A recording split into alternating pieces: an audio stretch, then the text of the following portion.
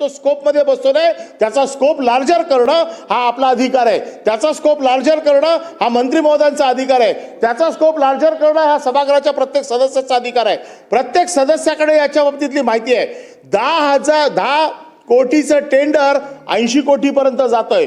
सोलापूरमध्ये 4.5 कोटीचं टेंडर 55 कोटीपर्यंत गेलं. एस्केलेशन कशामध्ये दाखवतात माहिती आहे? ग्राउटिंगमध्ये दाखवतायत. जिकडे काळा खडक आहे तिथे ग्राउटिंगचं टेंडर तुम्ही एस्केलेट करतात आणि ते 55 कोटीपर्यंत नेतात. 9 10 पट तुम्ही टेंडर वरती घेऊन जाताय. अशी कित्येक प्रकरणं मंत्री महोदयांकडे आहेत.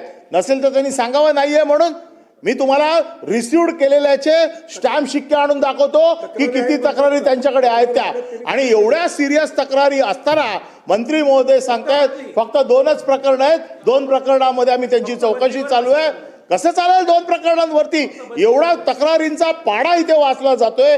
तक्रारी पडल्या तिकडे केल्या जात आहेत. त्यांनी मान्य करावं की सस्पेंड करा, उच्चस्तरीय चौकशी लावा, SIT लावा. आम्ही आजच्याच कारवाई नाही मारत, पण जो माणूस तिथे बसलेला आहे, ज्याच्या हाताखाली सगळं चालणार आहे, त्याला अपेक्षा आहे का आपण त्याच्या हाताखाली सगळं काम करत असताना तिकडे फेर चौकशी होऊ शकते. आणि म्हणून आमची पुन्हा एकदा मागणी आहे की त्याला पहिला सस्पेंड करा, त्याला बाजूला करा सस्पेंड करून, आणि मग ही उच्चस्तरीय चौकशी लावा.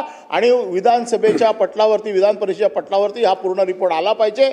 मला असं वाटतं मंत्री महोदयांना जर ह्या अधिकारामध्ये नसेल तर आपण आपला विटो वापरला पाहिजे, अशी माझी स्पष्ट भूमिका आहे, मागणी आहे. कारण काय झालंय की याच्यामध्ये विधिमंडळाला देखील गोवलेलं आहे.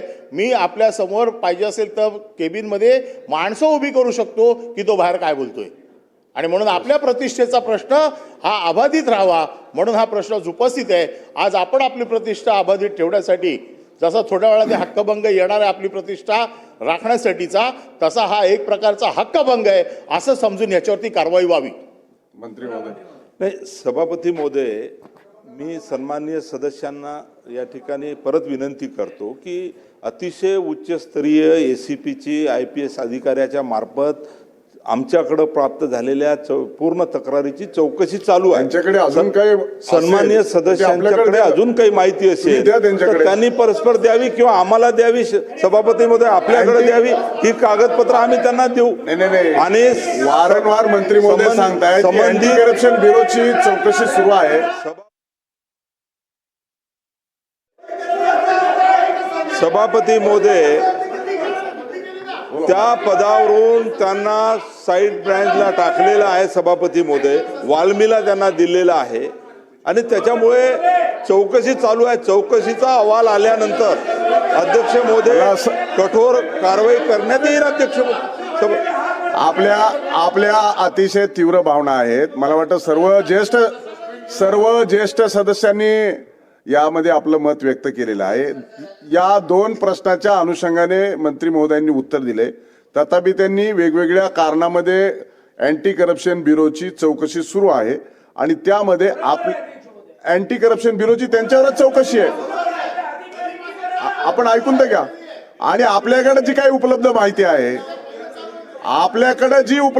आहे, ती उपलब्ध माहिती जर आपण त्यांना दिली तर त्याच्या अंतर्गत ते चौकशी लावायला तयार आहेत.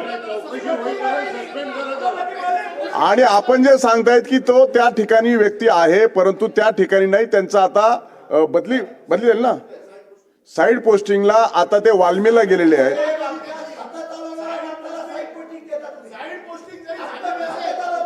म्हणून मला असं वाटतं की या प्रश्नाच्या अनुषंगाने 2 विषयावरती मर्यादित आपण हा प्रश्न उपस्थित केलाय.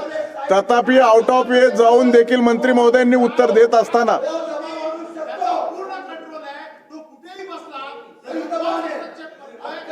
प्रवीण दरेकर.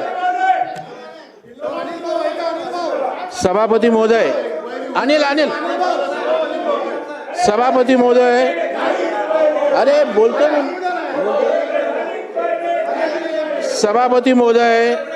सभापती महोदय या ठिकाणी माझं झालं की भाई तिथं ऍक्शन घेऊन टाका त्यांच्यावर. सभापती महोदय याच्यामध्ये सभागृहातल्या भावना तीव्र आहेत आणि सभापती महोदय जी काही अँटी करप्शनची चौकशी सुरू असताना त्याच्यामध्ये जे काही पुरावे असतील ते तर तुम्ही द्याच, परंतु SITची जी मागणी तुम्ही केलेली आहे तर याचे SIT आपण डिक्लेअर करून टाकू. आणि अरे तो तिथं नाही आहे, तो तिथं नाही आहे. एक मिनिट तो तिथे SIT मध्ये अँटी करप्शन चौकशीमध्ये हस्तक्षेप करू शकत नाही, तो त्या जागेवर नाही. आणि म्हणून परब साहेब SIT आपण त्याची चौकशी करू आणि 2 महिन्यामध्ये अहवाल घेऊ आणि कारवाई करू, असं करू. ओके. प्रश्न क्रमांक 3, 5257 एकनाथराव खडसे. प्रश्न क्रमांक 3.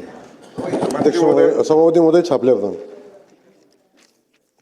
सभापती महोदय, संत मुक्ताई मंदिराच्या संदर्भामध्ये 2015ला माननीय मुख्यमंत्र्यांच्या अध्यक्षतेखाली झालेल्या समितीमध्ये या प्रस्तावाला मान्यता दिली होती, परंतु काही तांत्रिक कारणामुळे पुढचा हा प्रकल्प पूर्ण होऊ शकला नाही. सभापती महोदय, 2018 पासून तर आजपर्यंत या मंदिराच्या कामाला 1 रुपयासुद्धा मिळालेला नाही.